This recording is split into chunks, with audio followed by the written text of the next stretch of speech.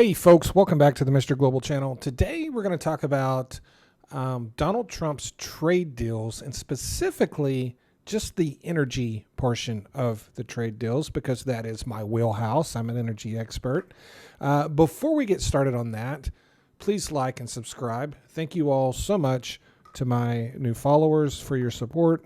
So a few days ago, Donald Trump announced a trade deal with the EU where they agreed to purchase $750 billion worth of energy from us over a period of 3 years. Now, keep in mind, prior to that, he announced a trade deal with Japan where they are going to purchase $550 billion worth of energy from us over an unspecified period of time.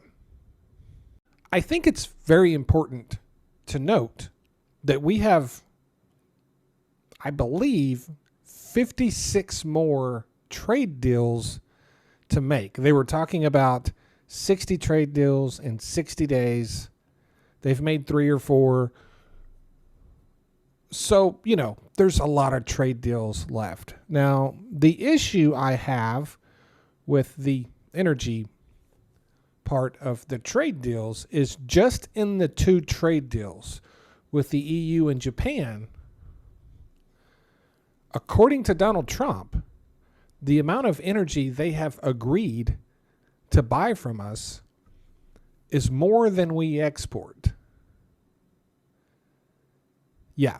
So, we export a little over $300 billion a year in energy. That's liquefied natural gas, oil, refined fuels, some electricity, but that won't apply. With these 2 trade deals, that exceeds the total amount of our annual exports already.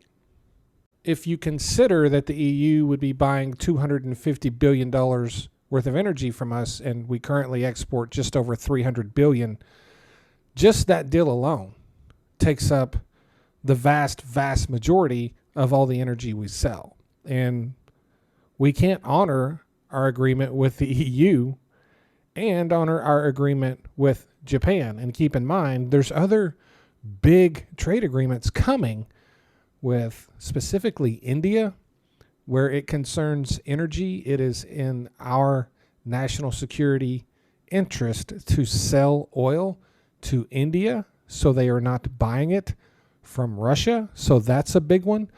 The trade deal with India, from the energy perspective, is much more important than the trade deal with, say, Japan from an energy perspective, because they won't buy energy from Russia.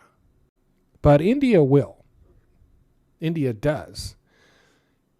But we can prevent that from happening. In addition, we have South Korea, huge energy trading partner that we sell energy to. And of course, Canada. We buy a lot of energy from Canada. We sell a lot of energy. There's many other countries that we sell a lot of energy products to. And just on these first 2 trade deals, Donald Trump has sold more than all of our energy products. So it sounds great, but what this means is ignore the energy part. You can decide what to do with the rest of it, but ignore the energy part. We're never going to sell $750 billion worth of energy to the EU. It's just not a thing that's going to happen. And we're also not going to sell $550 billion worth of energy to Japan. That's not a thing that's ever going to happen. Now, here's another thing about these trade deals that concerns energy, right? We already sell 100% of the energy we export. Like, we have no problem exporting energy and selling it to whoever wants it. I don't quite understand why we're making trade deals selling energy to different countries if it's not within what is in our best interest as a nation. Does that make sense? And the deal with India strategically is a very important deal, but it's not that significant that we sell $750 billion of energy to the EU.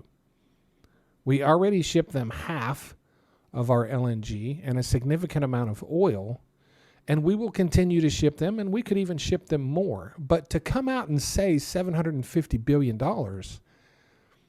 is just a ridiculous, it's a ridiculous number. It's a ridiculous notion that we could do it. It's a ridiculous notion that they would buy it. Selling energy to South Korea is very important because they have historically bought energy from Iran, right? So it's important, strategically as a country that we sell energy to South Korea. They're our ally. They have purchased energy from countries that are not our ally and that support terrorism. So that's a good thing, right? What all of this presents to me, the way it appears to me, if Donald Trump thinks this stuff is actually going to happen, is that he truly has no understanding of global energy supply, logistics, the needs of different allies, and most importantly, the strategic value to who our trading partners is, especially when it comes to energy. And trust me, I recognize that it's entirely possible that he fully understands all of this and just comes up with these huge numbers so people will be impressed by it because, let's be honest, the vast majority of people don't have an understanding of how trading energy around the world works. They don't understand the geopolitical implications of it.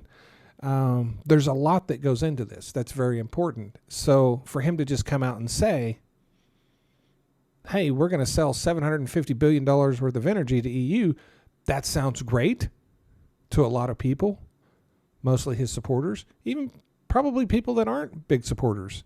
But that's because they don't understand how energy works. So, yeah, it is quite possible that he is fully aware of what a massive lie that is, that we're not going to sell all of that energy to the EU. Let's set aside the fact that corporations sell this energy to other corporations and not governments to governments.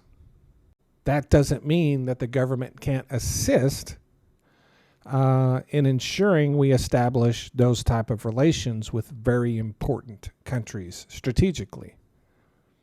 But they don't get to sign the deals. They don't get to make the deals, right? At the end of the day, it's still up to the corporations. I guess I say all this to say we're supposed to have 60 trade deals in 60 days.